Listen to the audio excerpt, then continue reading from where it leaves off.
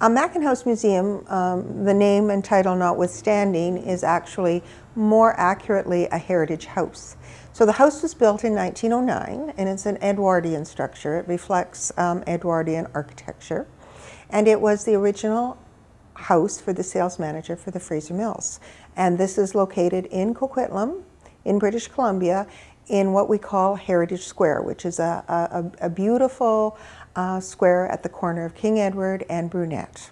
So the house, being the first home for the sales manager, would reflect a certain kind of lifestyle at the time. So although we wouldn't call it upper class, it would have certainly been a very comfortable middle class home, and the people who lived here would have had a pretty nice life. They would have had a professional husband and father earning a pretty good salary in a very, I would call it a spacious and gracious house with a lovely parlor, nice fireplace, nice sized bedrooms upstairs, and that's what it is right now. What we do as the Heritage Society is we've actually curated or staged the house to reflect life the way it was 100 years ago. So what we hope when you come in is that you look around and you think, oh, this is how people lived. I saw from outside it says museum.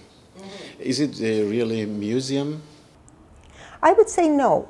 I would say that what we look for when we talk about museums, and this is something that Coquitlam does not have, is a space, a fairly large space, which can accommodate displays and which can accommodate groupings of artifacts to tell specific and interpret specific artifacts in either a topical way or a historical way. When you have a heritage house, your house is your artifact, and what you're really trying to do with the house is interpret life for one period of, one small piece of time in the past. Museums are broader in scope. The museum itself is not necessarily the heritage asset. It's what you put inside the museum that is most often. I mean, it sometimes overlaps, but truly what we need in Coquitlam is a museum that can accommodate many of the collections that are throughout the city. So for example, the Riverview Museum, which has the best collection documenting the history of mental health in Canada, has recently closed down. And all of the artifacts from that collection have gone into storage. So I would argue that artifacts in storage are not doing anybody a lot of good. And so what we need is a place to bring those artifacts out, to stage them so that they tell the story of mental health treatment in Canada and people have access to them again. There are other collections as well in Coquitlam. There's a Spark Museum on the Riverview site, and that is a history of radio and communication.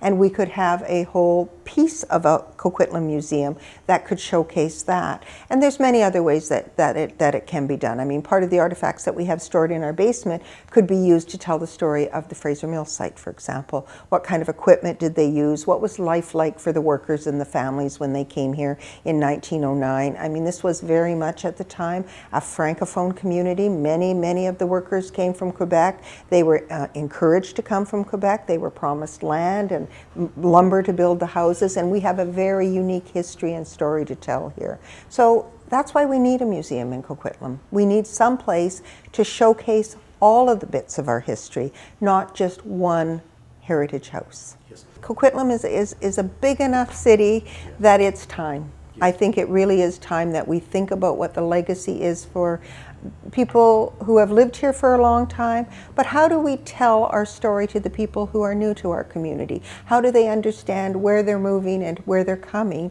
if we don't have any way to interpret it for them?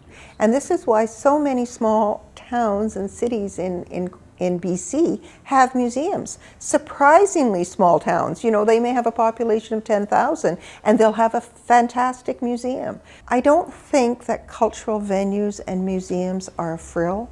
I think they're an essential part of defining who we are and where we came from. So you know what? I think Coquitlam is mature enough and culturally aware enough. I think that this is something that we can be looking to do. And with our 125th anniversary coming up in 2016, I think that would be a pretty great way to celebrate our history.